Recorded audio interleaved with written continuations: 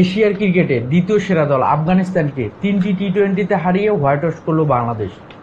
প্রথম এবং দ্বিতীয় টি-20তে শুরুটা ছিল দারুণ, কিন্তু মিডিল ওভারের ব্যাটারদের দায়িত্বহীনতার অভাবে যেভাবে ম্যাচটা খুব ক্লোজ হয়েছিল, যেভাবে হার্টবিট কাঁপানো একটা ম্যাচের সিচুয়েশন তৈরি হয়েছিল, সেই ম্যাচটা নুরুল হাসান সোহান দুটি ম্যাচে যেভাবে ফিনিশিং দিয়েছিল এবং দ্বিতীয় টি-20তে শরীফুল ইসলাম ট্যালেন্ডার হয়ে যেভাবে ফিনিশিংটা দিয়েছে, সেই সুবাদে বাংলাদেশ কিন্তু টি-20 সিরিজটা এক ম্যাচ হাতে রেখেই নিশ্চিত করেছিল। তৃতীয় টি-20তে বাংলাদেশের হোয়াইট ওয়াশের লক্ষ্য, সেই লক্ষ্যটা পূরণ হলো সাইফ হাসানের অসাধারণ একটা ব্যাটিং নৈপুণ্যে। 38 বলে 64 রানের একটা ইনিংস খেললেন সাইফ হাসান, যেখানে 60টি ছক্কার মার এবং 4-এর মার ছিল 2টি। যদি আমরা সাইফ হাসানের এশিয়া কাপ থেকে লাস্ট 7টা ইনিংসের দিকে তাকাই, সেখানে সাইফ হাসানের 7 ম্যাচে ছক্কার সংখ্যা 21টি, প্রতি ম্যাচে অ্যাভারেজ 3টি করে ছক্কা মেরেছেন সাইফ হাসান।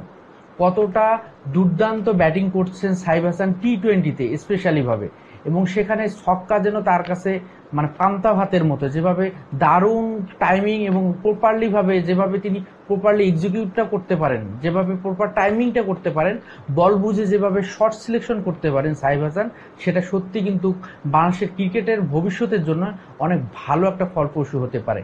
এবং আমরা যদি এখানে দেখি, এশিয়া কাপে সর্বোচ্চ ছক্কা, সবচেয়ে বেশি ছক্কা মেরেছেন কিন্তু অভিষেক শর্মা, এবং দ্বিতীয় অবস্থানে কিন্তু সাইফ হাসান 12টি ছক্কা মেরেছেন।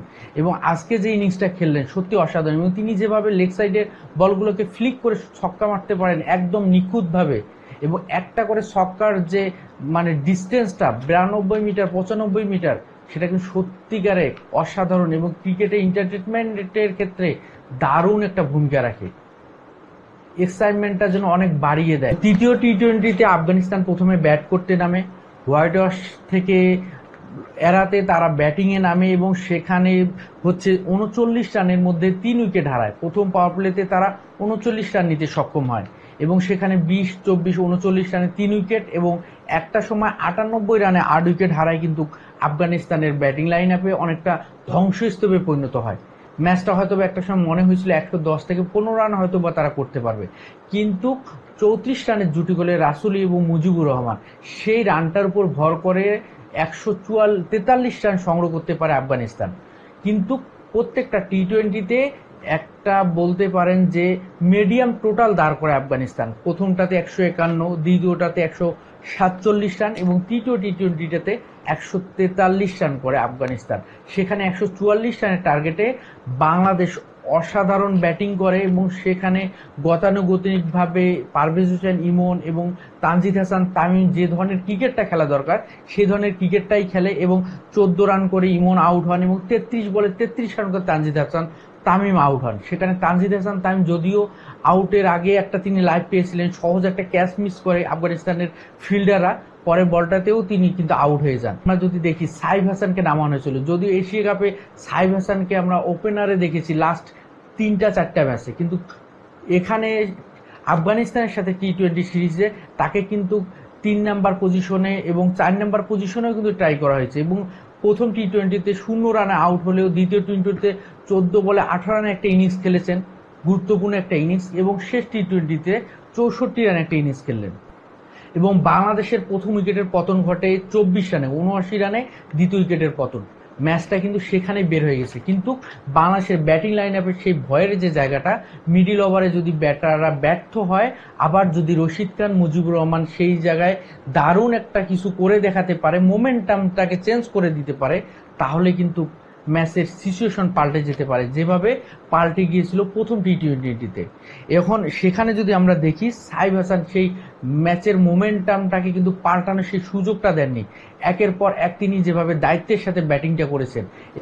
তো সাইফের বুদ্ধিদীপ্ত ব্যাটিং কিন্তু প্রশংসনীয়। আমরা যদি 12তম ওভার পর্যন্ত দেখি, সাইফের 16 বলে 24 রান এবং 13তম ওভারে কিন্তু সেই ওভারটাতে বাংলাদেশের ব্যাটাররা নিল হচ্ছে 22 রান। সেখানে সাইফ শেষ 4 বলে নিলেন 15 রান এবং 29 বলে 40 রানে পৌঁছে গেলেন সাইফ। এবং 15তম ওভারে যখন রশিদ খানের এটাই ছিল তার শেষ ওভার, সেই ওভারটাকে কিন্তু সাইফ সলিড ডিফেন্স করলেন এবং 15তম ওভারে এবং রশিদ খানের যে প্ল্যানটাকে একদম কিন্তু নষ্ট করে দিলেন। এবং সেখানে 15তম ওভারে রশিদ খানকে 6টা বল ডিফেন্স করে সাইফ কিন্তু মেডেন ওভার দিলেন, কিন্তু সেই চাপটা কিন্তু তৈরি হতে দিলেন না বাংলাদেশের ব্যাটিং লাইফে। যদি ওই অবস্থায় যদি সাইফ হাসান বা আরেকজন ব্যাটার এসে যদি উইকেটটা হারাতো, তাহলে বাংলাদেশের কিন্তু সিচুয়েশন ওরকমই দাঁড়াতো যেরকম দাঁড়িয়েছিল প্রথম টি-20-তে। এবং 16তম ওভারের চতুর্থ এবং পঞ্চম বলে পরপর দুটি ছক্কা মেরে কিন্তু সাইফ অর্ধশত পূর্ণ করলেন। তো অসাধারণ ব্যাট করেছেন সাইফ হাসান। এবং জাকের আলী অনেকের যদি আমরা 11 বলে ওই 10 রানের ছোট্ট ইনিংসটা নিয়ে আলোচনা করি, সেখানে তিনি 4বার লাইভ পেয়েছেন, 2বার এলবিডব্লিউ আউট হয়েছেন, রিভিউ নিয়ে বেঁচে গেছেন, এবং তৃতীয়বার হচ্ছে যেভাবে পেস বলে তিনি ব্যাটের কানায় লেগে হচ্ছে ডিপ থার্ড ম্যান দিয়ে বল কিন্তু বের হয়ে গিয়েছিল। তো সেখানে যেভাবে তিনি বেঁচে গেছেন বারবার, তারপরে কিন্তু তিনি যেভাবে বল না বুঝে শর্ট সিলেকশন করতেছেন, সেখানে জাকের আলী অনেকের শর্ট সিলেকশনের ক্ষেত্রে আরও মনোযোগী হওয়া দরকার।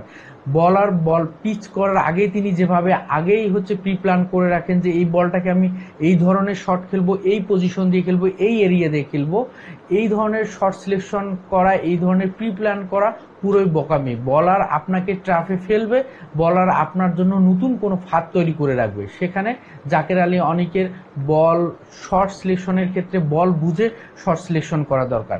তার যে ধরনের ইনিংস তিনি খেলতেছেন সেটা টি-20-র ক্ষেত্রে একদম বেমানান। এবং বাংলাদেশ 12 বল বাকি থাকতে 144 রান করে হচ্ছে জয়ের বন্দরে পৌঁছে। সেখানে যদি আমরা দেখি 10টা ছক্কার মার এবং 4-এর মার, এবং স্কোরিং শট থেকে কিন্তু 92 রান আসে। তো বাংলাদেশ হচ্ছে আফগানিস্তানকে হচ্ছে হোয়াইট ওয়াশ করলো। বাংলাদেশকে অভিনন্দন। আল্লাহ হাফিজ।